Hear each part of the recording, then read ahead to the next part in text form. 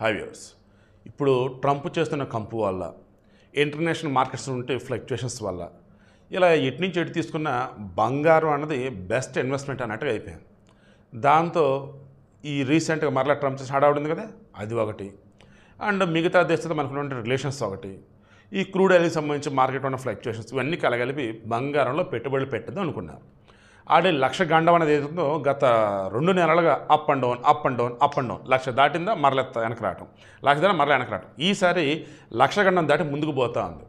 24 carat gold 10 గ్రాములు వచ్చేసి 770 రూపాయలు పెరిగి 760 రూపాయలు పెరిగింది. దాంతో 1,03,310 నాకు తెలిసి హాల్ టైం రికార్డ్ ఇది. నెక్స్ట్ 22 క్యారెట్ గోల్డ్ వచ్చేసి 10 గ్రాములకు సంబంధించి 700 రూపాయలు పెరిగింది.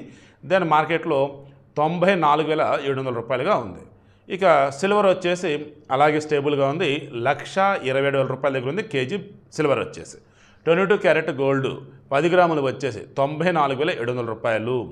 అండ్ 24 క్యారెట్ గోల్డ్ 10 గ్రాములు వచ్చేసి 1,03,310 రూపాయలు. సో ఓవరాల్గా మనం చూసుకుంటున్నప్పుడు ఇక్కడ అర్థం కావాల్సింది ఏంటంటే, రానున్న రోజుల్లో బంగారం అనేది పెరుగుతుంది తప్ప తగ్గదు అన్న వేళ కనిపిస్తుంది. కారణం అంతర్జాతీయంగా చూస్తున్నప్పుడు ఆ మార్కెట్ నుండి ఫ్లక్చుయేషన్స్ అండ్ ట్రంప్ లాంటి వాళ్ళు తీసుకున్న కంపు డెసిషన్స్ వల్ల.